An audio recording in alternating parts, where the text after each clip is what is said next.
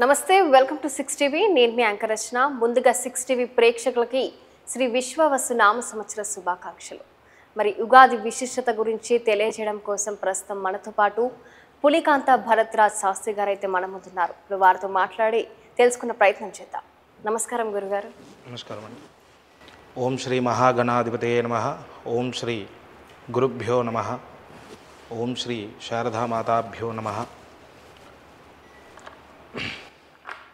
Yeah కుందేందుతుషారహారధవలా యా శుభ్రవస్త్రాన్వితా యా వీణావరదండమండితకరా యా శ్వేతపద్మాసనా యా బ్రహ్మాచ్యుతశంకరప్రభృతిభిः యా వై సదా వందితా సా మాం పాతు సరస్వతీ భగవతి నిశ్శేషజాడ్యాపః.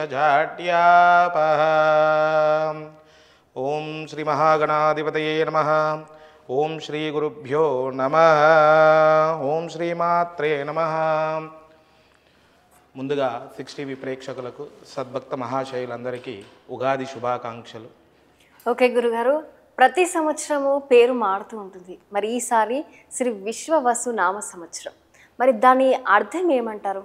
ముందుగా మనకు ప్రతి సంవత్సరము మన భారతదేశంలో 2 రకాలుగా నూతన సంవత్సర ఉత్సవాలను మనం నిర్వహించుకుంటాం. ఒకటి పాశ్చాత్య సంస్కృతి ప్రకారంగా, ఆంగ్ల కాలమాన ప్రకారంగా, క్యాలెండర్ కాలమాన ప్రకారంగా నూతన సంవత్సరం మారుతూ ఉంటుంది. అదేవిధంగా మన తెలుగు సాంప్రదాయ ప్రకారంగా, మన శాస్త్రబద్ధంగా, సనాతన ధర్మశాస్త్ర ప్రకారంగా నూతన సంవత్సరాది ఉగాది రోజు నుంచి మనకు పంచాంగ ప్రకారంగా కాలమానం మారుతుంది. మనది చాంద్రమాన కాలమానం. అయితే దానికి దీనికి మనం మొదలుగా ఓ చిన్న భేదాన్ని తెలుసుకుందాం. ఆంగ్ల కాలమాన ప్రకారంగా మనకు చూసినట్టయితే మన వాతావరణంలో కానీ, అదేవిధంగా మనం ఉండే పరిస్థితుల్లో కానీ, ఉత్సవంలో కానీ ఏ విధమైనటువంటి ఆనందోత్సాహము ఉండదు. ఎందుకనంటే దాంట్లో ఎటువంటి మార్పు ఉండదు. కానీ ఉగాది రోజు ఋతువు మారుతుంది, కాలము మారుతుంది, వాతావరణ పరిస్థితులు మారుతాయి. అందుకే ఆ తెలుగు కాలమాన ప్రకారంగా, జ్యోతిష శాస్త్ర ప్రకారంగా ఉగాది ఉత్సవాన్ని నూతన సంవత్సరంగా మన సాంప్రదాయ పద్ధతిలో చేసుకోవడం ఉత్తమం. అదేవిధంగా ఉగాది అనేది దానికి చాలా రకాలుగా మన శాస్త్రంలో వివరణ ఉంది. అయితే దీనికి ఒక కథ కూడా ఉంది, పురాణోక్తి కథ కూడా ఉంది. పూర్వము సోమకుడు అనేటువంటి రాక్షసుడు బ్రహ్మ దగ్గర నుండి వేదాన్ని దొంగిలించి కాలాన్ని, ఈ యొక్క విశ్వాన్నంతా భయభ్రాంతులకు గురి చేస్తే మత్స్యావతారి అయినటువంటి శ్రీమన్మహావిష్ణువు ఆ యొక్క సోమకుణ్ణి నీటిలోనే చంపి ఆ యొక్క వేదాల్ని బ్రహ్మకిచ్చినటువంటి రోజు, ఆ బ్రహ్మ సృష్టిని ఆరంభించినటువంటి రోజు, సృష్టిని తయారు చేయడం ఆరంభించినటువంటి రోజు ఉగాదిగా చెప్పబడింది. అదేవిధంగా ఇంకొక సంస్కృతార్థం కూడా ఉంటుంది. యుగము అంటే ఉగము అన్న, యుగము అన్న నక్షత్రము అని అర్థము. అయితే యుగ అము అంటే నక్షత్ర గమనము, గము అంటే గమనము అని అర్థం. అట్లా నక్షత్ర గమనము, ఆది అంటే ప్రారంభము. నక్షత్ర గమనము ప్రారంభమయ్యే రోజును ఉగాదిగా పరిగణింపబడింది ఆ యొక్క మన ధర్మశాస్త్రంలో. అదేవిధంగా ఈ యొక్క బ్రహ్మ కాలము చేయడము ప్రారంభించినటువంటి రోజు, బ్రహ్మ సృష్టిని ఆరంభించినటువంటి రోజు, ఆ యొక్క బ్రహ్మ తన సృష్టిని తయారు చేయడం మొదలుపెట్టినటువంటి రోజుగా ఈ యొక్క ఉగాదిని మనం ఉత్సవాన్ని నిర్వహించుకుంటాం. మన శాస్త్రాల్లో వివరణ తెలియజేయబడింది. అదేవిధంగా ఈ యొక్క ఉగాది ఉత్సవం కూడా ఇంకోటి కూడా ఉంటుంది. మన పూర్వకాలంలో శాలివాహనుడు రాజ్యాధికారాన్ని చేజిక్కించుకొని పట్టాభిషిక్తుడైనప్పటి నుండి శాలివాహన శక ప్రారంభము నుండి ఉగాది ఉత్సవాన్ని నిర్వహిస్తున్నామని ఈ యొక్క మన శాస్త్రం మనకు చెప్పింది. అదేవిధంగా ఈ యొక్క యుగము యొక్క ఆరంభక సమయాన్ని ఉగాదిగా పరిగణించబడింది మన తెలుగు సాంప్రదాయంలో, మన యొక్క సనాతన ధర్మ సాంప్రదాయంలో. కాబట్టి ఉగాది ఉత్సవాన్ని నూతన సంవత్సరాదిగా, ఉగాది పండగలాగా చేసుకుంటాం. ఈ ఉగాది పండుగలో ఎంతో శాస్త్రీయ విజ్ఞానం దాగి ఉంది. అంటే మామూలుగా అంటే కొంతమంది నాస్తికులు కానీ ఏమైనా కొంతమంది అంటే నాస్తికులు కానీ పాశ్చాత్యులు కానీ అంటే మన పండగలని కానీ మన యొక్క దేవతలను కానీ మన యొక్క దేవాలయాలు కానీ మన నమ్మకాలని కానీ మూఢనమ్మకాలుగా భావిస్తూ మన ధర్మాన్నే ఆచరించి తన ఆయువుని పెంచుకునే పరిస్థితి ఈరోజు మనం ఏర్పరచుకున్నాం. ఎందుకనంటే పూర్వము అంటే మామూలుగా చిన్న విషయం చెప్తాను. ఎందుకనంటే పూర్వము మన వాళ్ళు ఊహించే గ్రహాలు ఉన్నాయని పూర్వము నవగ్రహాలని ప్రతిష్ఠ చేసి పూజ చేసినారు. కానీ ఇప్పుడు 9 గ్రహాలు ఉన్నాయని మన సైంటిస్టులు చెప్తున్నారు. పూర్వము ఒక చిన్న పంచలోహ కానీ రాగి యంత్రాన్ని ప్రతిష్ఠ చేసి దేవాలయం నిర్మాణం చేసినారు. ఈరోజు మన సిమ్ కార్డ్ దేంతో తయారవుతుందండి? అదే పంచలోహంతో. అంటే స్పేస్ నుంచి సిగ్నల్స్ని రిసీవ్ చేసుకుని ఒక మనిషికి సత్సంబంధాన్ని ఏర్పడుతుంది. కానీ యంత్ర ప్రతిష్ఠ ఏ విధంగా జరిగింది ఆ రోజు? ఇప్పుడు మన దేవాలయంకి పోయినందుకు ప్రశాంతంగా ఎందుకు ఉంటుంది అంటే ప్రశాంతత కోసం దేవాలయానికి వెళ్తామంటాం. దేవాలయంకి పోయినాక అక్కడ మనకి ఏ విధంగా ఉంటుంది? దేవాలయంకి వెళ్ళిన తర్వాత ప్రశాంతంగా ఉంటుంది. ఎందుకు అంటే ఆ దేవాలయ ప్రతిష్టలో శాస్త్రీయ విజ్ఞానం దాగి ఉంది. ధ్వజస్తంభ ప్రతిష్ట కానీ, ఆలయ శిఖర ప్రతిష్ట కానీ, మూల విరాట్ ప్రతిష్ట కానీ, విగ్రహాల ప్రతిష్ట కానీ, ఈ విధంగా ఆలయం ఒక శాస్త్రీయ విజ్ఞానంగా ప్రతిష్ఠింపబడుతుంది. అంటే ఆ యొక్క విశ్వము నుంచి శక్తిని రిసీవ్ చేసుకొని 360 డిగ్రీలు ప్రచరించేటువంటి ఆ యొక్క శాస్త్ర విజ్ఞానమే దేవాలయ నిర్మాణం మన పూర్వీకులు మనకి ఇచ్చింది. కాబట్టి ఈ పాశ్చాత్య ధోరణిని ప్రపంచ దేశాలన్నీ మరిచిపోయి మన యొక్క దేశాన్ని విశ్వగురువుగా తీసుకొని ఈరోజు మన దేశాన్ని దేవాలయంగా భావించి మన దేశ సంస్కృతిని పాశ్చాత్య దేశాలన్నీ పాటిస్తున్నాయి. ఆ సంస్కృతిలో భాగంగా మొట్టమొదటి ఉత్సవం మనం ఏదైనా చేసుకుంటామంటే అది ఉగాది ఉత్సవం. ఓకే, మరి ఉగాది విశిష్టత గురించి తెలియజేస్తారా? అదేవిధంగా ఇప్పుడు మీరు ఇంతకుముందు అడిగిన ప్రశ్న ఏంటంటే విశ్వావసు. అయితే ఈ విశ్వావసు నామ సంవత్సరం అంటే ప్రతి ఒక్క సంవత్సరానికి ఒక్కొక్క పేరు ఉంది. పోయినసారి క్రోధి సంవత్సరం, ఈసారి విశ్వావసు నామ సంవత్సరం. విశ్వావసు నామ సంవత్సరం అంటే వసువు అంటే ప్రారంభ కాలము, అంటే మంచి కాలానికి ప్రారంభము అని అర్థం. వసు అనంటే అడిగిన వరాన్ని ఇచ్చేది అని అర్థం, సంస్కృత అర్థం. అదేవిధంగా వసువు అనంటే అష్టవసువులు అంటాం కదండి, అష్టవసులు భూమిపైకి వచ్చేటువంటి కాలము ఈ విశ్వావసు నామ సంవత్సరం. ఈ విశ్వావసు నామ సంవత్సరం ఇంకోటి ఎందుకనంటే మనం వాసుదేవుడు అని అంటాం కదా. వాసుదేవుడు అనంటే పశుపాలకుడు. అంటే ఈ విశ్వావసు నామ సంవత్సరం ప్రారంభ సమయంలో మనందరం కూడా చిన్న దీక్షలాగా లేదంటే ప్రతిజ్ఞలాగా తీసుకునే అవసరం ఉంది. ఏంటిది అనంటే గోరక్షణ. ఆవుల యొక్క పశువుల యొక్క రక్షణ ఎవరైతే చేస్తారో వారికి ఈ సంవత్సరం చాలా బాగుంటుందని చెప్పవచ్చు. ఎందుకు అనంటే ఈ యొక్క విశ్వావసు నామ సంవత్సరము ధర్మంగా ఉండే వాళ్ళకి అండగా ఉంటుంది. అండగా అనంటే మంచిగా ఉంటుంది, కాలం మంచిగా ఉంటుంది, అన్ని రకాలుగా మనకు అనుకూలంగా ఉంటుంది. అధర్మంగా ప్రవర్తించి మోసాలు అన్యాయాలు అధర్మంగా ప్రవర్తించే వాళ్ళకి కొంచెం కొరడా దెబ్బలాగానే ఈ సంవత్సరం ఉండబోతుంది అని చెప్పి మనం అర్థం చేసుకోవచ్చు. అదేవిధంగా ఈ ఉగాది ఉత్సవాన్ని నానా రకాలుగా చేసుకుంటారు. సో దాంట్లో మనకు ధర్మసింధు వివరణ ప్రకారంగా 5 క్రతువులని మనకు ధర్మసింధు చెప్పింది. ఆ 5 క్రతువులు ఏమిటంటే 5 క్రతువుల్లో మొదటిది తైలాభ్యంగనము. తైలాభ్యంగనం అంటే మనం ఇంతకుముందు కూడా ఒకసారి దీపావళి ఉత్సవపూర్వకంగా చెప్పుకున్నాం. మళ్ళీ ఇప్పుడు ఏంటంటే తైలాభ్యంగనము అని అంటే నువ్వుల నూనెను ఒంటికి పట్టించి స్నానం చేయడం తైలాభ్యంగనం. ఆ యొక్క చెవులో కొంచెం గోరువెచ్చని నూనెను వేసుకొని శిరస్సుకి దేహానికి ఆ నువ్వుల నూనెను పట్టించి నలుగుతో స్నానం చేయడమే తైలాభ్యంగనము. అయితే మనకు శాస్త్రం చెప్పింది ఏంటంటే ఆయుర్వేద శాస్త్ర ప్రకారంగా ఏం చెప్పారు అని అంటే అభ్యాంగకారయో నిత్యం సర్వాంగేషు పుష్టినాం. అంటే అభ్యాంగన స్నానము మనం నిత్యము ఆచరించినట్టయితే అన్ని అంగాలకు శక్తి వస్తుంది, అనారోగ్యము దరిదాపు చేరదని ఇక తైలాభ్యంగనము ఉగాది ఉత్సవ భాగంలో చేస్తారు. అదేవిధంగా నూతన సంవత్సర స్తోత్రం. నూతన సంవత్సర స్తోత్రము అని అంటే మన దేవాలయ మండపంలో కానీ మన ఇంటిలో కూడా దేవుని యొక్క మండపంలో కానీ లేదు అని అంటే మన ఇంటిలో పంచాంగం ఉంటే పంచాంగానికి కానీ ఇంటి దేవతకు కానీ ఈ యొక్క పూజా కార్యక్రమాన్ని చేయడము ఉగాది ఉత్సవ స్తోత్రం అవుతుంది. అదేవిధంగా ఉగాది పచ్చడి సేవనం, నింబ కుసుమ భక్షణం అంటారు. అంటే నింబ కుసుమము అంటే వేప పువ్వు.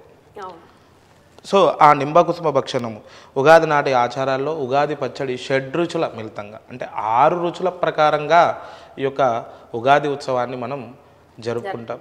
సో 6 రుచుల్ని మిళితమై ఆ ఉగాది ప్రసాదాన్ని పరిగడుపున శాస్త్రోక్తంగా చేసుకోవాలి. ఏ విధంగా చేసుకోవాలంటే ఇప్పుడు అందరూ ఏం చేస్తున్నారంటే మోడర్న్ ట్రెండ్ ఏం చేస్తున్నారు, so amchur masala, spice powders ఇలా వేస్తున్నారు. కాదు, బెల్లము, వేపపూత, చింతపండు, తర్వాత మనము చింతపండు తర్వాత బెల్లము, వేప పువ్వు, చింతపండు, మిరియాలు, స్పైస్కి అంటే కారానికి మిరియాలు వాడాలి, అది శాస్త్రం. ఈ విధంగా మనం పరిగడుపున ఈ ఉగాది పచ్చడి సేవనం చేయడం ద్వారా మనకు సంవత్సరాంతము వజ్రకాయం వస్తుందని చెప్పింది. అందుకే ఉగాది పచ్చడి సేవన సమయంలో ఈ మంత్రం పఠించాలని ఉంటుంది. ఏమనంటే శతాయు వజ్రదేహాయ సర్వ సంపత్ ఘరాయచ సర్వారిష్ట వినాశాయ నింబకం దళభక్షణం. అంటే నింబకము అంటే వేప పువ్వు. సో ఆ ఉగాది పచ్చడిలో ఖచ్చితంగా వేప పువ్వు ఉండాలి, బెల్లము ఉండాలి, మిరియాలు ఉండాలి, అదేవిధంగా చింతపండు ఉండాలి.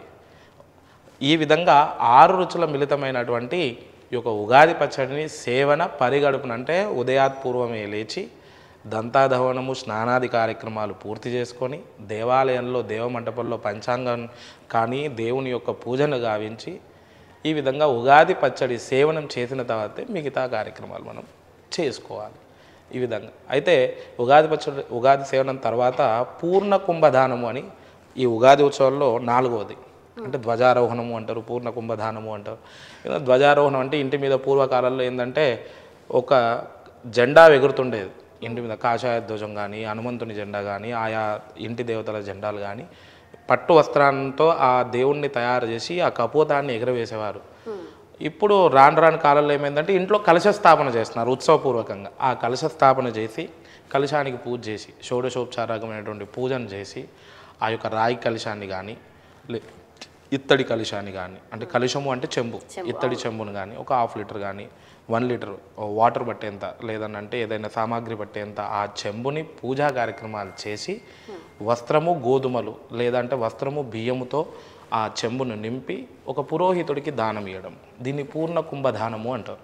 సో ఆ దానం వలన కూడా మనకున్నటువంటి గ్రహ నక్షత్ర దోషాల వల్ల మనకు కలిగేటువంటి ఉపద్రవాల నుంచి మనము రక్షింపబడతామని చెప్పి శాస్త్రం చెప్పింది.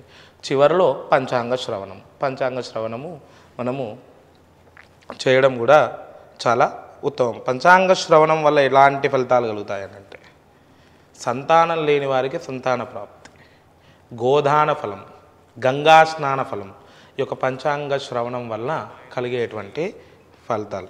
కాబట్టి ఈ విధంగా ఈ 5 ఆచరణలతో ఉగాది ఉత్సవాన్ని ఎవరైతే ఆచరణోక్తంగా నియమానుసారంగా నిర్వహించుకుంటారో వారికి సర్వం శుభప్రదము. ఎందుకు అనంటే ఈ విశ్వావసునామ సంవత్సరంలో తండ్రి కొడుకులదే ఆధిక్యత. తండ్రి కొడుకులు అనంటే ఎవరు అంటే సూర్యుడు, శని. కాబట్టి ఇద్దరిదే ఆధిక్యత. కాబట్టి ఈ ఇద్దరే ఈ యొక్క సంవత్సరాన్ని పాలిస్తారు. ఒక రకంగా చెప్పాలంటే ఇక మిగతా అంటే ఇప్పుడు మామూలుగా ముఖ్యమంత్రులు మంత్రులు ఏ విధంగా ఉంటారో అంటే మెయిన్ పోర్ట్ఫోలియోస్ ఏ ఉంటాయో అవి వీళ్ళిద్దరికే ఉన్నాయి. కాబట్టి ధర్మ ప్రవర్తన ఎవరికైతే ఉంటుందో వారికి మాత్రమే ఈ యొక్క విశ్వావసునామ సంవత్సరం శుభ ఫలితాలను ఇస్తుందని ఈ యొక్క పంచాంగంలో మనకు చెప్పబడింది. ఓకే, మరి పంచాంగం గురించి మాట్లాడుకుంటే ఈ సంవత్సరము ఒక 6 రాశుల వారికి బాగుంది అని అయితే అంటున్నారు. మరి ఏ రాశుల వారికి బాగుందంటారు? మొదలుగా మిథున రాశి, వృషభ రాశి, ధనస్సు రాశి, ఈ విధంగా ఈ 3 రాశులకి చాలా బాగుంది ఈ సంవత్సరం. అదేవిధంగా వృషభ రాశికి బ్రహ్మాండ ఇన్ని రోజుల నుండి అనుభవించిన వాటి ఫలితాల నుండి ఈ సంవత్సరము వారికి మెరుగ్గా ఫలితాలు కలిగేలాగా ఉన్నాయి. ఆ తర్వాత ధనుస్సు రాశికి అత్యధికంగా ధనలాభం కలిగేటువంటి అవకాశం యొక్క ఉంది. కాబట్టి వ్యాపారాభివృద్ధి, ఉద్యోగాభివృద్ధి, ఉద్యోగ ఉన్నత యోగ్యత ఈ 3 రాశి వాళ్ళకి అధికంగా ఉంటుంది. అదేవిధంగా తులారాశి, మకర రాశి వాళ్ళకి కూడా ఈ విధంగా మంచి ఫలితాలు ఈ సంవత్సరాల్లో అందుకుంటారు. ఎందుకంటే ఇంతకాలం అనుభవించినటువంటి ఏలినాటి శని, అర్ధాష్టమ శని, అష్టమ శని ఇలాంటి దోషాలు, గురుబలం లేకపోవడం ఇలాంటివన్నీ వాళ్ళు దాటుకొని ఈ సంవత్సరం విజయాన్ని అందుకోబోతున్నారు ఈ యొక్క 6 రాశుల వారు. ఓకే, అంటే 3 రాశులు చెప్పారు. 3 రాశులు తర్వాత మకరము, సింహము, తుల. ఓకే, మొత్తం 6 రాశులు. 6 రాశులు వృషభము, మిథునము, ధనస్సు, మకరము, సింహము, తుల. ఓకే, ఈ 6 రాశుల వారికి అత్యద్భుతంగా ఉంది. ఓకే, అలాగే గురుగారు మరి రైతుల గురించి మాట్లాడుకుంటే 2 తెలుగు రాష్ట్రాల రైతుల వారికి ఎలా ఉండబోతుంది? అంటే వాళ్ళకు పంట పండితే కానీ వాళ్ళ ముఖాలల్లో నవ్వు చిగురించదని చెప్పుకోవచ్చు. మరి వాళ్ళకి ఎలా ఉంది? అలాగే వర్షాలు ఎలా ఉన్నాయి ఈ సంవత్సరం? అసలు మొదలు మనము పంచాంగ శ్రవణం అంటే విధంగా మనము ఈ విశ్వావసునామ సంవత్సరంలో ఈ ప్రపంచం ఏ విధంగా ఉండబోతుంది, అంటే ఈ భూమి ఏ విధంగా ఉండబోతుంది, భూమి మీద ఉన్నటువంటి మనుషులకి కానీ వివిధ రంగాల వారికి కానీ ఏ విధంగా తెలుసుకునే ముందు ఓ చిన్నగా పంచాంగ పారాయణం, మనం పంచాంగ స్తోత్ర పారాయణం చిన్న చేద్దాం. ఆ తర్వాత మనం పంచాంగ శ్రవణాన్ని ఓవరాల్గా అంటే ఈ దేశంలో ఆంతరంగిక విషయాలు కానీ ప్రపంచంలో ఆంతరంగిక విషయాల గురించి మనం తెలుసుకుందాం. శ్రీకళ్యాణ గుణవహం రిపుహరం దుస్వప్న దేశారుహం గంగా స్నాన విశేష పుణ్యఫలదం గోదాన పుణ్యాం రుణాం ఆయుర్వర్ధనముత్తమం శుభకరం సంతాన సంపత్ప్రదాం నానాకర్మసు సాధనం సముచితం పంచాంగమాకర్ణతాం. అంటే దీని అర్థం ఏంటంటే పంచాంగ శ్రవణం ఎవరైతే చేస్తారో పంచాంగ శ్రవణము అత్యధికంగా శుభాన్ని, మంగళాన్ని ఇస్తుంది. అదేవిధంగా శత్రువులని హరిస్తుంది. ఏం చెప్పాడు? దుస్వప్రదేశారుహాం అంటే పీడకలల్ని నిర్వహిస్తుంది, శత్రువులని నివారిస్తుంది. గంగా స్నాన ఫలాన్ని ఇచ్చేది ఈ యొక్క పంచాంగ శ్రవణము. ఆయువుని వృద్ధి చేసేది, సంతాన ఫలాన్ని ఇచ్చేది ఈ యొక్క పంచాంగ శ్రవణము. కాబట్టి ఈ యొక్క పంచాంగ శ్రవణాన్ని చేసే ముందు ఆ యొక్క శ్లోకాన్ని మనం ఇప్పుడు చెప్పుకున్నాం. ఈ శ్లోకం అర్థము ఇది. ప్రతి ఒక్కరూ సాయంత్రకాలంలో దేవాలయంలో, ప్రతి ఒక్క దేవాలయంలో పంచాంగ శ్రవణం ఉంటుంది. కాబట్టి ఆ రోజు వీలు చేసుకొని పంచాంగ శ్రవణము ఉగాది ఉత్సవం రోజు వినడము చాలా ఉత్తమము. అది శాస్త్రబద్ధమైనది. ఆ సంవత్సరాంతము కలిగేటువంటి పీడల నుండి, ఉపద్రవాల నుండి మనల్ని రక్షించేది పంచాంగ శ్రవణము. ఎందుకనంటే ఆ యొక్క పంచాంగ శ్రవణము సూర్య భగవానుడు అంటే నవగ్రహాలు ఒక్కొక్క వరాన్ని ఇస్తాయట. పంచాంగ శ్రవణం ఫస్ట్ మనం తెలుసుకుందాం. సూర్య భగవానుడు శౌర్యాన్ని ఇస్తాడంట, చంద్రుడు ఇంద్ర సమాన అధికారాన్ని ఇస్తాడంట, అదే గురువు సంపదనిస్తాడట, కుజుడు ఆరోగ్యాన్ని, సుఖాన్ని ప్రసాదిస్తాడంట, శుక్రుడు మంచి దాంపత్యాన్ని ప్రసాదిస్తాడంట, బుధుడు, శని ఐశ్వర్యాన్ని, రాహు భుజబలాన్ని, కేతువు కులాధిక్యతను. ఈ విధంగా మనకు ఒక్కొక్క గ్రహము ఒక్కొక్క రకంగా మనకు ఒక వరాన్ని ప్రసాదిస్తుందంట ఈ పంచాంగ శ్రవణం వినడం వలన. కాబట్టి ఇప్పుడు మనం ఈ యొక్క పంచాంగ శ్రవణము మొత్తం ఏ విధంగా ఉందో తెలుసుకుందాం. ఒక పంచాంగ శ్రవణంలో నవనాయక ఫలాలు అంటారు. ఈ నవనాయక ఫలాల్లో ఈసారి సూర్య భగవానుడే అత్యధికంగా ప్రభావం చూపబోతున్నాడు. ఎందుకు అనంటే సూర్యుడు రాజు, సేనాధిపతి, మేఘాధిపతి, అర్ఘ్యాధిపతి. అంటే 4 ఒక రకంగా చెప్పాలంటే 4 క్యాబినెట్ మినిస్ట్రీలో ఆయనే తీసుకున్నాడు, లేదంటే పోర్ట్ఫోలియోలో ఆయనే తీసుకున్నాడు. కాబట్టి ఈ యొక్క రాజు సూర్యుడు కావడం వల్ల రైతులకు మంచి జరుగుతుంది. ఏ విధంగా జరుగుతుందంటే ఎరుపు వర్ణం గల విత్తనాలకి అంటే ధాన్యానికి ఎక్కువ ధర లభిస్తుంది. ఎరుపు వర్ణం అంటే గోధుమలు కావచ్చు, కందిపప్పు కావచ్చు, తర్వాత శనగపప్పు కావచ్చు, లేదు అనంటే మనకు రాగులు, సజ్జలు, ఈ విధమైనటువంటి ధాన్యాలకి మనకు ఎక్కువ ధర వస్తుంది. అంటే ధాన్యం కొంచెం వచ్చినా వాటికి ధర అత్యధిక, పసుపుకి ఎక్కువ ధర వచ్చేటువంటి అవకాశం ఉంది. కాబట్టి ఈ యొక్క సూర్యుడు రాజు కావడం వల్ల రైతులకి మంచి విషయమే జరుగుతుంది. అదేవిధంగా చంద్రుడు మంత్రి. ఈ చంద్రుడు మంత్రి కావడం వల్ల రైతులకి మంచిగా జరుగుతుంది, వర్ష ప్రభావం ఎక్కువగా ఉంటుంది. కానీ ఇక్కడ ఒక చిన్న అంటే సమతుల్యంగా ఉంటుంది. ఏంటిది అని అంటే వర్షము అకాలంలో కురుస్తాయి. అంటే రైతులు పంట వేసినప్పుడు కురవకుండా తర్వాత కాలం, ఇక్కడ కురవకుండా పక్కదే. అతివృష్టి అనావృష్టి అనేది ఉంటుంది కాబట్టి ఆ సమయానికి తగ్గ పంట వేయడం రైతులకి ముందు జాగ్రత్తగా హెచ్చరిక. కాబట్టి ఆ యొక్క రైతులకి చాలా బాగుంది. అదేవిధంగా గురుడు సస్యాధిపతి, సస్యము అంటే విత్తనం. ఈ యొక్క గురువు విత్తనాధిపతి ఉన్నాడు కాబట్టి వేసిన విత్తనాలు అత్యధికంగా ధాన్యాన్ని ఇచ్చేటువంటి అవకాశం ఉంది. కాబట్టి రైతులకి ఈ యొక్క శుభ పరిణామం అనే చెప్పాలి.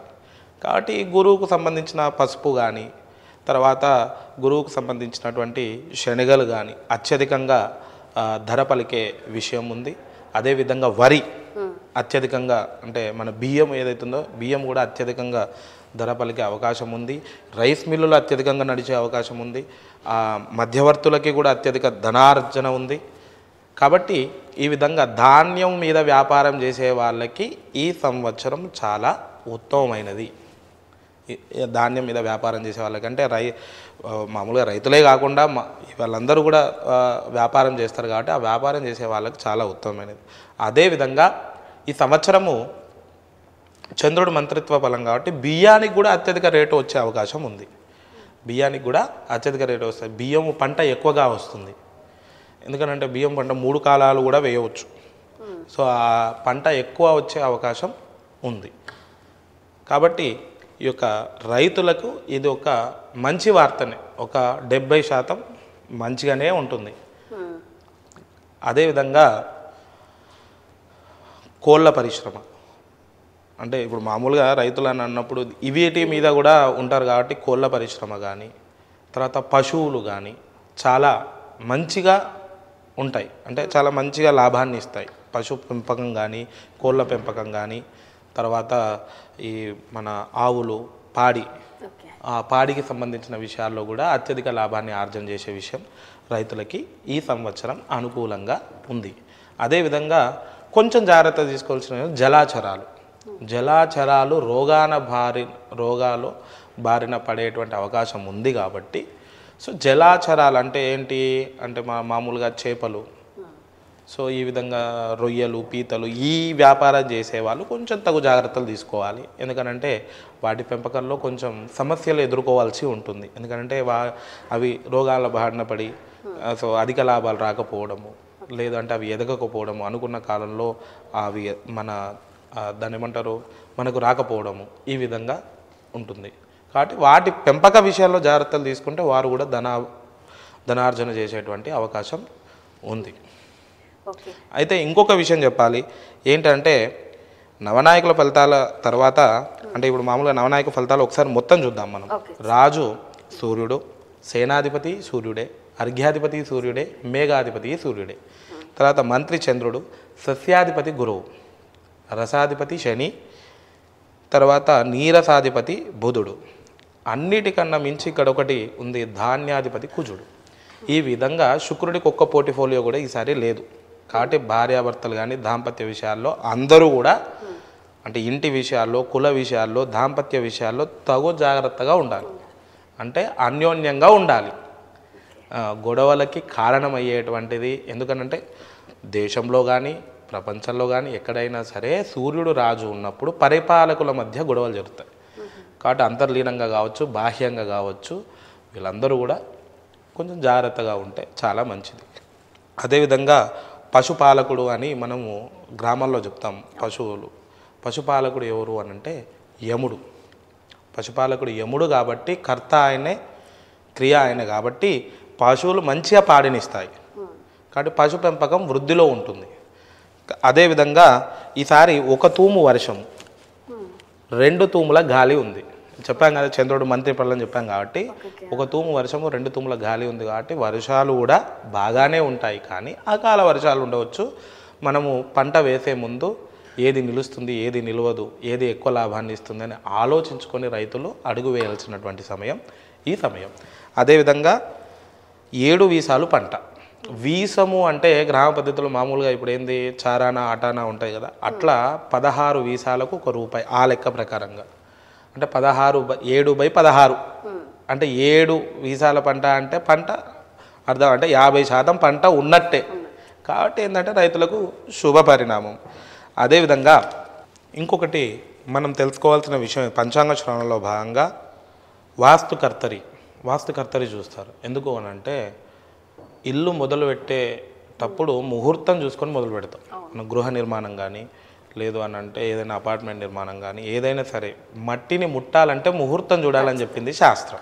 అంటే మట్టిని దవ్వాలన్నా చేయాలన్నా పూజ చేసి చేయాలి కాబట్టి ముహూర్తం అని వాస్తుకర్తరి అంటారు.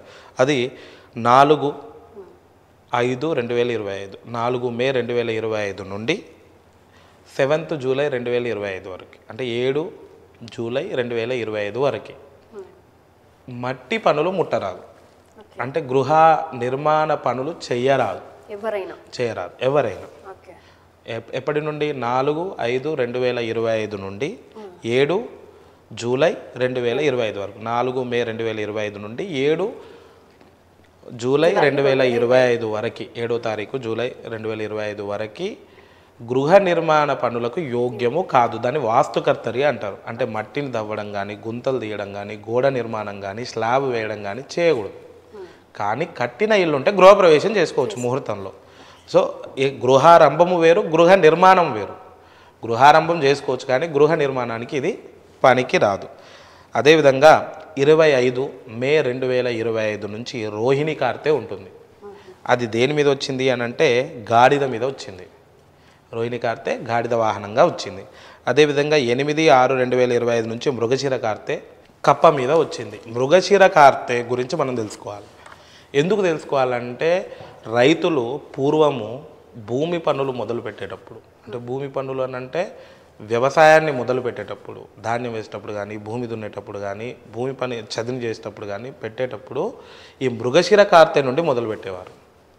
భూమి చదును చేయడం కానీ, దున్నడం కానీ మృగశిర కార్తె భూమికి పూజ చేసి, అంటే మామూలుగా భూమి చేసి భూమాతగా భావించి, తల్లి నా అవసరం కోసం మిమ్మల్ని ఇబ్బంది పెడుతున్నాం, ఎందుకంటే సముద్రే వసనేదేవి పర్వతస్థన మండలే, సముద్ర వసనేదేవి పర్వతస్థన మండలే విష్ణుపత్ని నమస్తుభ్యం పాదస్పర్శం క్షమస్వ, నా పాదాలతో నేను దొక్కుతున్నా, ఎందుకంటే తప్పదు కదా, మనం భూమి మీద నడవకుండా గాల్లో నిలబడలేం కదా, నడుతుంది. కాబట్టి పొద్దున్న లేవగానే భూమిని మొక్కి మిగతా కార్యక్రమాలు చేయడం మన శాస్త్రం చెప్పింది. అదే పద్ధతి పూర్వం రైతుల్లో, అంటే వాళ్ళు పూర్వం మట్టిని పూజ చేసి ఆ యొక్క తన వ్యవసాయాన్ని ప్రారంభిస్తారు. ఆ వ్యవసాయాన్ని ప్రారంభించే రోజునే మృగశిర కార్తె అంటారు. సో ఆ మృగశిర కార్తె మనకి ఏ రోజు వస్తుంది? 8/6/2025 8/6/2025 మృగశిర కార్తె కప్ప మీద వస్తుంది. కప్ప మీద వస్తుంది అంటే రైతులకు శుభవార్త. ఎందుకనంటే జలాచరం కాబట్టి కప్ప, నీళ్ళు ఎక్కువగా ఉంటే పంట ఎక్కువగా వస్తుంది కాబట్టి కప్ప మీద వస్తుంది, కప్ప వాహనమే వస్తుంది కాబట్టి ఏం కాదు. సో కప్ప కూడా ఎట్లా నడుస్తుంది? మెల్లగా. కాబట్టి పంట కూడా ఆ విధంగా వృద్ధిలోకి వస్తుంది. సో కాబట్టి ఈ యొక్క రోహిణి కార్తె కూడా గాడిద మీద వచ్చింది కాబట్టి అది కూడా మంచిదే. సో శుభ సూచకమనే చెప్పాలి, శుభం జరుగుతుంది. అదేవిధంగా మన ఈ విశ్వావసునామ సంవత్సరంలో 2 మౌఢ్యములు ఉన్నాయి. ఇందులో శుభకార్యాలు చేయరాదు. మౌఢ్యమి అంటే శుభకార్యాలకు పనికిరాంది. మొదలు గురు మౌఢ్యమి 10 జూన్ 2025 నుంచి 10 జూలై 2025, అంటే నెల రోజులు గురు మౌఢ్యమి ఉంటుంది. ఆ గురు మౌఢ్యంలో శుభకార్యాలు పనికిరాదు. అదేవిధంగా 27 నవంబర్ 2025 నుంచి 17 ఫిబ్రవరి 2026 వరకు, అంటే సుమారు 2 నెలల 15 రోజులు ముహూర్తాలు ఉండవు, శుక్ర మౌఢ్యమి ఉంటుంది. సో ఈ సమయంలో మనము ఎలాంటి శుభకార్యాలు చేసుకోవడానికి అనుకూలంగా ఉండదు. కాబట్టి గురు మౌఢ్యమి శుక్రమౌఢ్యమి చేసుకోవాలి. అదేవిధంగా ప్రపంచంలో మన ఈ విశ్వావసునామ సంవత్సరంలో 4 గ్రహణాలు ఉన్నాయి. ఆ 4 గ్రహాలు మనం నియమాలు పాటించాల్సిందే. అదేవిధంగా 15 మే 2020, అంటే ఇక్కడ మనం తెలుసుకోవాల్సింది అంటే గురువు ప్రతి సంవత్సరం ఒక రాశి నుంచి ఇంకో రాశిలోకి మారుతూ ఉంటాడు. అలా మారినప్పుడు ఒక్కొక్క నదికి పుష్కరాలు వస్తాయి. ఒక నదికి పుష్కరాలు వస్తాయి అంటే ఈ విధంగా గోదావరి, గంగా, యమున, ఈ విధంగా. ఈ సంవత్సరము వృషభం నుండి మిథునంకు మారుతున్న కారణంగా సరస్వతీ నదికి పుష్కరాలు వస్తున్నాయి. సరస్వతీ నది అంటే బద్రీనాథ్ యాత్రలో మాడ అనే ఒక ప్రాంతాల్లో ఉంటుంది. అది బాహ్యంగా కనిపిస్తుంది ఓన్లీ సరస్వతి నది. లేదు అంటే త్రివేణి సంగమంలో భాగంగా అంతర్లీనం కనిపిస్తుంది. ఇంకొక విషయం, ఈ పుష్కరాలు పాటించేటువంటి ప్రదేశం మన తెలంగాణ రాష్ట్రంలో ఉంది. సరస్వతీ నది ఉంది అంతర్లీనంగా ప్రవహించేది. ఎక్కడ అంటే కాళేశ్వరం. కాళేశ్వరంలో గంగా స్నానం పుష్కర సమయంలో ఆచరించడం చాలా ఉత్తమం. ఎందుకంటే సరస్వతీ నది పుష్కరాలు కాబట్టి అది 15/5/2025 నుంచి 12 రోజులు నిర్విరామంగా నడుస్తాయి. అంటే 14/5 నాడు సాయంత్రం ప్రారంభమవుతుంది. ఉత్సవాలు మాత్రం 15 నుంచి ప్రారంభం అవుతాయి. కాబట్టి 15/5/2025 నుంచి 12 రోజులు పుష్కర స్నానం చాలా మంచిది. ఈ విధంగా అంటే క్షుప్తంగా కాకుండా మరీ స్థూలంగా కాకుండా మనము అంటే మళ్ళీ సూక్ష్మంగా కాకుండా మనం ఈ విధంగా పంచాంగ శ్రవణాన్ని అంటే అన్ని అంత మొత్తము ఒక బ్రీఫ్ ఇంట్రడక్షన్ ఇది. అదేవిధంగా రైతులకు మీరు అడిగినారు, నేను చెప్పిన రైతులకి శుభకాలం. కానీ ఇంకొక విధంగా మనము తెలుసుకోవాల్సిన రంగం ఏంటిదంటే రాజకీయ రంగం. సో రాజకీయ రంగంలో ఆ యొక్క రాజకీయ పరంగా పరిపాలకులే శత్రువులు అవుతారు. సో పరిపాలకులకు అంతర్లీనంగా యుద్ధాలు అవుతాయి. ఒక్కొక్కసారి ప్రభుత్వం మారే అవకాశం కూడా ఈ సంవత్సరం ఉంది. రాష్ట్రంలో కానీ దేశంలో కానీ ప్రపంచవ్యాప్తంగా అధికారులు మారే అవకాశం ఉంది. కాబట్టి పరిపాలకులు తగు జాగ్రత్త నియమాలు పాటించాలి. అదేవిధంగా ప్రజలు ఉద్యమాలు చేసేటువంటి సమయము ఈ విశ్వావసునామ సంవత్సరం. ప్రజల ఉద్యమాలకు పరిపాలకులు దిగి వచ్చి మరింత సంక్షేమ పథకాలని చేపట్టే సమయం విశ్వావసునామ సంవత్సరం. ఎందుకంటే విశ్వావసునామ సంవత్సరము అంటే ధరణి అంటే ఈ యొక్క విశ్వము, ఈ యొక్క భూమి తన శక్తిని ఇప్పటి వరకు కోల్పోయిందట గత 4-5 సంవత్సరాల నుంచి. తిరిగి పుంజుకునేటువంటి కాలము విశ్వావసునామ సంవత్సరం. కాబట్టి ఈ యొక్క విశ్వావసునామ సంవత్సరంలో పరిపాలకులు తగు జాగ్రత్తగా ఉండాలి, ధర్మంగా ప్రవర్తించాలి. ఎందుకంటే సమవర్తి అని చెప్పాం, ఎవడైతే అన్యాయం చేస్తాడో. ఎందుకంటే నీలాంజన సమాభాసం రవిపుత్రం యమాగ్రజం, యముడికి అన్న శని. కాబట్టి ఎవడైతే అధర్మంగా ప్రవర్తిస్తాడో, ఎవడైతే అన్యాయం చేస్తాడో, ఎవడైతే మోసపూరితంగా ఉంటాడో, ఎవడైతే నీచంగా ఉంటాడో, నీచము అని అంటే ధర్మ అనుష్ఠానం అసలే ఉండదు వాడికి వాడిని దెబ్బగొట్టి గుణపాఠం నేర్పేటువంటి గ్రహం ఏదైనా ఉందంటే అంటే భగవానుడు అనాలి. ఎందుకంటే నవగ్రహాల్లో శనిని మాత్రమే ఈశ్వరునితో పోలుస్తాం, శనేశ్వరుడు అని. ఆ యొక్క శనేశ్వరుడు ఇప్పుడు మన నవనాయకుల్లో ఆయన ఉన్నాడు కాబట్టి ఆయనతో అంటే ఇప్పుడు చెప్పాం కదా, సూర్యుడు శనిదే ఇద్దరిదే ఇప్పుడు మామూలుగా ప్రభావం ఉంటుంది. కాబట్టి ఆ యొక్క శని ఉంటాడు కాబట్టి పరిపాలకులు తగు జాగ్రత్తగా ధర్మాది క్రతువులు ఎక్కువగా నిర్వహించడం చాలా ఉత్తమం. చంద్రుడు మంత్రి అయిన కారణంగా ప్రజలు సంక్షేమ పథకాలని తీసుకునే అవకాశం ఉంది. ముఖ్యంగా ఇప్పుడు మనం చెప్పాం సస్యాధిపతి గురుడు అని చెప్పేసి, అదేవిధంగా నీరసాధిపతి బుధుడు, రసాధిపతి శని, ఈ విధంగా మనం చెప్పుకున్నాం. కాబట్టి సంక్షేమ పథకాల్లో భాగంగా గృహ నిర్మాణ పథకాలు ప్రభుత్వాలు ప్రవేశపెట్టే అవకాశం ఉంది ఎక్కువగా. నూతన గృహాలు చాలామంది నిర్వర్తించే అవకాశం కూడా ఈ విశ్వావసునామ సంవత్సరం యోగ్యమైనటువంటి కాలం. కాబట్టి గృహ నిర్మాణం చాలా ఈజీగా అయిపోతుంది ఈ సంవత్సరంలో ఎవరైనా సంకల్పం తీసుకొని నిర్మాణం చేసుకోవాలి. కాబట్టి ఇది యోగ్యమైన కాలం. అదేవిధంగా రాజకీయ నాయకులకి అంతర్లీనంగా అంటే ఒకే పార్టీలో ఉన్న ఇద్దరు మంత్రులకు కూడదు, ఒకే దేశంలో ఉన్న ఇద్దరు మంత్రులకు కూడదు. ఈ విధంగా అంతర్లీన కొట్లాటలు ఎక్కువగా ఉంటాయి. సో దానివల్ల ప్రభుత్వం కూడా మారే అవకాశం ఉంది. నిరుద్యోగ సమస్య పెరుగుతుంది. ప్రభుత్వమే నిరుద్యోగ సమస్యను పెంచే ప్రయత్నం చేస్తుంది. అంటే ఆ విధంగా ఉంటుంది. ఉద్యోగులు నిరుద్యోగులు కూడా ఇద్దరు ఉన్న ఉద్యోగాలను తీసేయడం కానీ, ఉద్యోగులకు సరైన వేతనం అందకపోవడం కానీ, నిరుద్యోగ సమస్య పెరిగే అవకాశం కానీ, అంటే ప్రభుత్వ పరంగా కావచ్చు, ప్రభుత్వ రంగాల్లో కావచ్చు, ప్రైవేట్ సంస్థల్లో కావచ్చు, ఏ విధంగా అయినా సరే ఈ యొక్క ఉద్యోగులకు ఉన్నాం. కానీ ఉద్యోగం మారే ప్రయత్నాన్ని ఈ సంవత్సరం కొంచెం మానుకుంటే మంచిది. అంటే ఒక కంపెనీ నుంచి ఇంకో కంపెనీకి కానీ, ప్రభుత్వ ఉద్యోగం అనేసి ఇంకో వ్యాపారం అట్లా. ఇక్కడ వ్యాపారులకు చాలా మంచిగా ఉంది ఈ సంవత్సరం, ఉద్యోగులకు కాకుండా వ్యాపారులకు చాలా మంచిగా ఉంది. అదేవిధంగా రాజకీయ పరంగా చూస్తే చెప్పాం కాబట్టి పరిపాలకులు తగు జాగ్రత్తలతో రాజ్యాన్ని పరిపాలించాలి.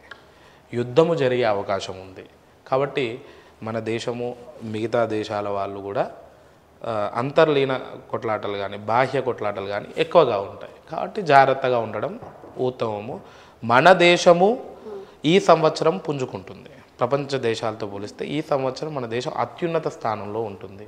యుద్ధానికి ధీటుగా పోరాడుతుంది, విజయాన్ని సాధించే అవకాశం ఉంది. అదేవిధంగా ఆయుధాన్ని సమకూర్చుకునే అవకాశం ఉంది. అదేవిధంగా యుద్ధానికి తగు ఏవైతే అవసరమవుతాయో అన్నిటినీ సమకూర్చుకొని యుద్ధానికి సన్నద్ధంగా ఉంటుంది మన దేశం. యుద్ధానికి ప్రత్యేక నిధి కేటాయించి ఆయుధాలని బయట దేశాల నుంచి కూడా మనకు దిగుమతి చేసుకునే అవకాశం ఉంది. ఈ సంవత్సరం విశ్వావసునామ సంవత్సరం. అందుకే పోరాడి విజయం గెలిచేటువంటి సత్తా మన దేశానికి ఈ సంవత్సరం ఉంటుంది. ఒకవేళ యుద్ధం వస్తుంది, వచ్చినా గెలిచే అవకాశం, దాని ప్రభావం మన మీద ఉండకుండా గెలిచే అవకాశము, ప్రపంచంలో భారతదేశ కీర్తి కొనియాడబడుతుంది ఈ సంవత్సరం. ఇది ఒక యుద్ధ విషయాల్లో కానీ, సైన్స్ విషయాల్లో కానీ, సాంకేతిక పరిజ్ఞానంలో కానీ సైంటిస్టులకు మంచి అవకాశం ఈ సంవత్సరం. సైంటిస్టులు తమ నూతన ఆవిష్కరణను దేశ ప్రజలందరికీ తెలియజేసేటువంటి అనుకూలమైనటువంటి కాలం ఈ విశ్వావసునామ సంవత్సరం. సైంటిస్టులకు ప్రత్యేక నిధిని కూడా మన దేశ పాలకులు ఏర్పాటు చేస్తారు. ఈ సంవత్సరం ఏర్పాటు చేసే అవకాశం ఉంది. కాబట్టి సైంటిస్టులు అంటే సాంకేతిక రంగంలో పనిచేసేటువంటి ఈ ఒక సైంటిస్టులు ఎవరైతే ఉన్నారో లేదో మనం అంతరిక్షంలోకి వెళ్ళేటువంటి వాళ్ళకి కూడా అనుకూలమైనటువంటి సమయం ఈ విశ్వావసునామ సంవత్సరం. అదేవిధంగా సినీ రంగం వివిధ రంగాల్లో చూసుకున్నట్టయితే సినీ రంగము కూడా ఇంతకు ముందు కన్నా ఇప్పుడు చాలా బాగుంటుంది. సినీ రంగం పుంజుకుని అంటే తన స్థాయిని పెంచుకుంటుంది. సినీ రంగం కొత్త కొత్త కళాకారులు పరిచయం అయ్యే అవకాశం ఉంది. అదేవిధంగా చిన్న సినిమాలు తీసేవాళ్ళు పెద్ద లెవెల్లో సినిమాలు తీసే అవకాశం అనుకూలమైనటువంటి కాలం ఈ యొక్క విశ్వావసునామ సంవత్సరంలో. కొత్త వాళ్ళ ప్రయత్నపూర్వకంగా గెలవచ్చు. అంటే మరి ప్రయత్నం లేకుండా ఎవరికి అవకాశాలు రావు. ప్రయత్నపూర్వకంగా సినీ రంగంలో విజయాన్ని సాధించవచ్చు. ఇంకా మన ఒక రాష్ట్రంలో కానీ దేశంలో ఉన్నటువంటి సూపర్ స్టార్స్ ఎవరైతే ఉన్నారో, పేరు పొందిన కళాకారులు ఎవరైతే ఉన్నారో ఇంకా అత్యున్నత విశ్వకి పరిచయం అయ్యే అవకాశం ఉంది. అత్యున్నత పురస్కారాలు అందుకునే అవకాశం ఉంది ఈ యొక్క సినీ రంగంలో. అంటే దర్శకులు కావచ్చు, హీరోలు కావచ్చు, so any caste and crew మొత్తం ఎవరైనా సరే వాళ్ళు అత్యున్నత పురస్కారాలు అందుకునేటువంటి అనువైన కాలం ఈ సంవత్సరం. కానీ అది ప్రయత్నపూర్వకంగానే జరుగుతుంది. అంటే ప్రయత్నం లేనిదే మామూలుగా నడుస్తుంది అట్లా కాకుండా మన ఇండియా సినిమా గురించి ప్రపంచ దేశాలు మాట్లాడుకునే అవకాశం ఉంటుంది ఈ సంవత్సరంలో. అదేవిధంగా రాజకీయంలో మనం చెప్పుకున్నాం, అదేవిధంగా ఈ ఒక సినిమా రంగం చెప్పుకున్నాం, అదేవిధంగా రైతులకు చెప్పుకున్నాం. అదేవిధంగా ఇంకొకటి మనం చెప్పుకోవాల్సిన విషయం ఏంటంటే మొత్తం మీద ఈ విశ్వావసునామ సంవత్సరాలు 2 తెలుగు రాష్ట్రాల వారికి ఈ యొక్క శుభ పరిణామాన్ని చెప్పవచ్చు. ఉద్యోగ నిరుద్యోగ సమస్యలు కూడా మనం చెప్పుకున్నాం. కానీ ఈ 2 తెలుగు రాష్ట్రాల వారికి కూడా శుభ పరిణామం చెప్పవచ్చు. కానీ ఇక్కడ ఒక హేతు అంటే హెచ్చరిక ఏంటంటే మనం ఏ పని చేసినా ధర్మక్రతువులు ఎక్కువ చేయడం ఈ సంవత్సరంలో చాలా మంచిది. ఎందుకు అనంటే రాహు కేతువులు కూడా ఈ సంవత్సరాల్లో మారుతున్నాయి. అంటే అవి దాదాపు సంవత్సరంన్నరకు ఒకసారి అలా మారుతాయి. అదేవిధంగా ఈ సంవత్సరంలో మారుతున్నాయి. అంటే ఈ విశ్వానికి కాలసర్పయోగం ఉందంట. అంటే ఈ సంవత్సరం కాలసర్పయోగం అంటే మామూలుగా కాలసర్పయోగం అంటే అది మింగేసే యోగం. పాము దేన్నైనా మింగుతో చూడండి, అంటే తింటుంటుంది చూడండి, అది తినేటువంటి విశ్వాన్ని తినేటువంటిది కాలసర్పయోగం. ఆ కాలసర్పయోగం నుంచి మనం తప్పించుకోవాలంటే ధర్మాధిక్రతువులు చేయాలి. ధర్మాధిక్రతువులు అంటే ఏంటి? అసలు ఈ ధర్మము, సనాతన ధర్మము, ధర్మ పరిరక్షణ అందరూ అంటారు. అసలు ధర్మం అంటే ఏంటి? ఆచరించే విధానమే ధర్మం. మనం ఆచరించే విధానమే ధర్మం. సనాతన ధర్మం అంటే మనకు మన శాస్త్రం చెప్పిన కొన్ని ఆచారాలున్నాయి, అవి పాటిస్తే చాలు మన ధర్మరక్షకులమే. ఏంటి అంటే ఉదయాత్పూర్వమే నిద్ర లేవాలి, స్నానాది క్రతువులు ఆచరించాలి, ఇంటిని శుభ్రంగా ఉంచుకోవాలి, తోరణాలు కట్టాలి, ఉత్సవాలు జరుపుకోవాలి, దీపాన్ని వెలిగించాలి, దేవుడికి నమస్కారం చేయాలి. ఇది ఒక రకమైన ధర్మం. అదేవిధంగా దానాది కర్మలు ఎక్కువగా చేయాలి. ఎందుకంటే అన్నదానము జరగాలి. ప్రతి గ్రామాల్లో, ప్రతి వాడలో, ప్రతి వీధిలో ఎక్కడైనా సరే ఈ సంవత్సరం ఎక్కువగా అన్నదానం చేయడం ఉత్తమం. కానీ అన్నదానం చేసినప్పుడు ఈ రాహుకేతు కాలసర్పదోషం అందరి మీద ప్రభావం తక్కువగా చూపిస్తుంది. కాబట్టి అన్నదానం జరగాలి, యజ్ఞయాగాదులు ఎక్కువగా జరగాలి ఈ సంవత్సరం. జరిగినప్పుడు ఎందుకంటే అష్టవసులు భూమి వీధికి వచ్చేటువంటి సంవత్సరం విశ్వావసునామ సంవత్సరం కాబట్టి వాళ్ళు వచ్చినప్పుడు ధర్మాది కార్యక్రమాలు చేస్తే మనకి ఎక్కువ వరాలు ఇచ్చేటువంటి అవకాశం ఉంటుంది. మనము పోగొట్టుకున్న దాన్ని తిరిగి సంపాదించుకోవడానికి ఈ సంవత్సరం చాలా అనుకూలమైనటువంటిది. కాబట్టి ఈ సంవత్సరాల్లో మనము ధర్మ కార్యక్రమాలు ఎక్కువగా చేయడం వల్ల మనము పునర్వైభవ స్థితిని పొందవచ్చు. అదేవిధంగా ఈ సంవత్సరము రోగము ప్రబరిల్లేటువంటి అవకాశం ఉంది. అదేవిధంగా ఇంకొక కారణంగా కూడా ఉంది. ఎందుకనంటే రోగం నుంచి విముక్తులై ఉపశమనం పొందే సంవత్సరంగా ఈ సంవత్సరం చెప్పుకోవచ్చు. మళ్ళీ కొత్త రోగాలు ప్రబలిల్లే సంవత్సరంగా ఈ సంవత్సరం జ్వరాది రోగాలు ఎక్కువగా వచ్చే అవకాశం సంవత్సరంలో ఉంది. తగు జాగ్రత్తలు తీసుకోవాలి. అదేవిధంగా అగ్ని ప్రమాదాలు జరిగేటువంటి అవకాశం ఉంది. తగు జాగ్రత్తలు తీసుకోవాలి. అదేవిధంగా చోర భయము, దొంగల భయం పెరిగేటువంటి అవకాశం ఉంది. తగు జాగ్రత్తలు తీసుకోవాలి. ఈ విధంగా మనము కొన్ని జాగ్రత్తలతో మిశ్రమ ఫలితాలతో ఈ యొక్క విశ్వావసు నామ సంవత్సరం ఉండబోతుంది. ఓకే, చివరగా చూసుకుంటే ఉగాది పచ్చడి తాగే ముందు ఒక సూత్రం అవును, ఒక శ్లోకము చదివి తాగాలి అని చెప్తాము. మన హిందూ ధర్మశాస్త్రాల్లో ఆ శ్లోకము అంటే ఉగాది ఉత్సవం శతాయు వజ్ర దేహాయ, అందరూ జాగ్రత్త వినాలి, అందరూ శ్రద్ధ వినాలి, కావాలంటే నోట్ కూడా చేసుకోవచ్చు. ఎందుకు అని అంటే ఉగాది పచ్చడి సేవన విషయంలో ఈ శ్లోకము తాగి అంటే ఎందుకు అంటే ప్రతి విషయంలో మన ధర్మాది కార్యక్రమాల్లో కానీ సనాతన ధర్మాల్లో కానీ ప్రతి విషయంలో ఏదైనా ఒక మంత్ర పఠనం ద్వారా ఆ కార్యక్రమాన్ని చేయాలి అని అంటారు. ఎందుకు అంటే దైవాధీనం జగదిదం, ఈ జగత్తు ఈ విశ్వమంతా దేవుని ఆధీనంలో ఉంటుంది. మంత్రాధీనం దేవత. కానీ దేవుడు ఎక్కడ ఉంటాడంటే మంత్రం ఎక్కడ చెప్తామో అక్కడ ఉంటాడు. కాబట్టి ఈ యొక్క మంత్ర పఠనం ద్వారా ప్రతి కార్యాన్ని విజయవంతం చేయవచ్చు. కాబట్టి మనము ఈ యొక్క ఉగాది పచ్చడి సేవన విషయాల్లో ఈ యొక్క శ్లోకాన్ని ఈ యొక్క మంత్రాన్ని పఠించి మనము ఉగాది పచ్చడి సేవనం చేయాలి. ఏంటి అది అంటే శతాయు వజ్రదేహాయ సర్వ సంపత్ ఖరాయచ సర్వారిష్ట వినాశాయ నింబకం దళభక్షకం. ఈ విధంగా ఈ యొక్క శ్లోకాన్ని పఠించి ఉగాది పచ్చడి సేవనం చేయడం ద్వారా మనము వజ్రదేహాన్ని పొందవచ్చు అని ఈ శ్లోకార్థం. అంటే వజ్రం లాంటి దేహము అని అంటే దృఢమైనటువంటి శరీరము. కాబట్టి ఏ రోగము లేకుండా అనారోగ్యం కాకుండా ఆరోగ్యవంతంగా మనం ఈ శ్లోకం పఠించి ఉగాది పచ్చడి సేవన చేసి మన ఉగాది ఉత్సవాన్ని మొదలు పెడితే ఆ విధంగా ఇంకేంటి పిండి వంటలతో మిళితంగా తర్వాత పంచాంగ శ్రవణాన్ని విని ఉగాది ఉత్సవాన్ని ఆనందంగా ఆహ్లాదంగా, ఎందుకంటే అన్ని కాలాల్లో వసంత ఋతువు చాలా ఆహ్లాదకరమైనటువంటిది. ఎందుకంటే వసంత ఋతువులోనే వాతావరణం సమతుల్యంగా ఉంటుంది. వసంత ఋతువులోనే కోయిలలు కుహు కుహు అని పాడతాయంట. వసంత ఋతువులోనే చెట్లు తన శక్తిని పుంజుకొని మొలకెత్తడం ప్రారంభిస్తాయంట, ఆకులు చిగురించడం మొదలెడతాయంట.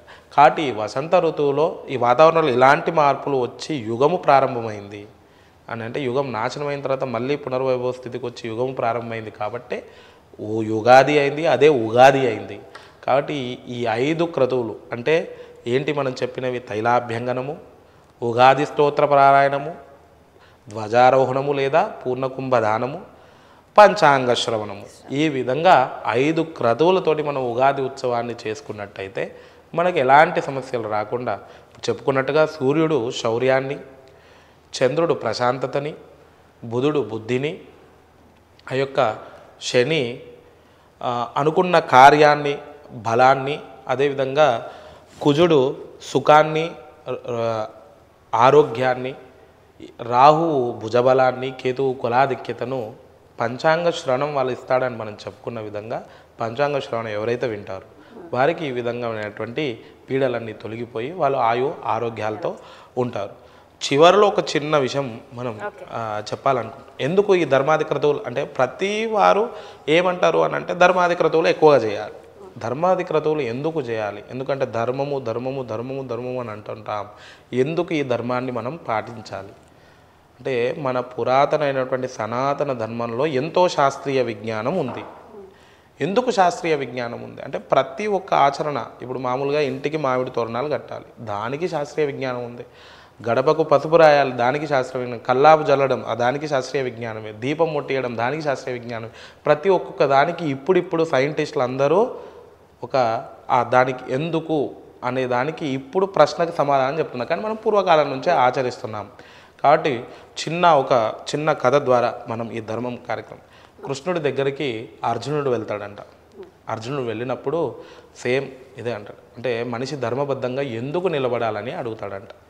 ఒక దారాన్ని గాలిపటాన్ని ఇస్తాడంట కృష్ణుడు, ఎగరవేయమని చెప్తాడంట. అంటే గాలిపటాన్ని ఎగరేయమంటారు, మామూలుగా గాలిపటాన్ని ఎగరేస్తూ ఉంటాడంట కృష్ణుడు. ఇంకా ఎత్తుకు ఎగరేయగలుగుతావా అంటే వేయగలుగుతానని చెప్పి ఇంకా ఎత్తుకు, ఆ విధంగా ఇంకా ఎత్తుకు అని అట్లా తర్వాతలో కృష్ణుడు అప్పుడు చూస్తుండగా అర్జునుడు చెప్తాడంట, నేను ఇంకా ఎత్తుకు ఎగరేయగలుగుతా, చూస్తావా దీన్ని, దారం అయిపోయినట్టు చెప్పానంట. దారాన్ని తెంపేస్తాడంట అర్జునుడు. ఆ గాలిపటు ఇంకా ఎత్తుకు పోయి తర్వాతి ఆ ఎత్తు నుంచి కింద పడడం ప్రారంభమవుతుందంట. అప్పుడు అర్జునుడికి కృష్ణుడు చెప్తాడంట, కృష్ణ నువ్వు చూసావా, దారం అనేది ధర్మము, గాలిపటం అనేది మనిషి ధర్మాన్ని పట్టుకొని ఉన్నప్పుడు ఎంత ఎత్తుకైనా పోగలుగుతాడో అక్కడ స్థిరంగా ఉండగలుగుతాడు, అక్కడ ఆనందంగా స్థిరంగా ఉండగలుగుతాడు, ఆ స్థాయిని శాసించగలుగుతాడు. ఎప్పుడైతే ధర్మం అనే దారము తెగిపోతుందో మనిషి గాలిపటం వలె నేల జారుతాడు అని చెప్పి కృష్ణుడు చెప్పినటువంటి మాటలు ఇవి. కాబట్టి ధర్మో రక్షిత, ధర్మ కార్యక్రమాలు ఈ సంవత్సరం ఎక్కువగా చేయండి. సంవత్సర ఫలాల్ని అందరం ఆస్వాదిద్దాం.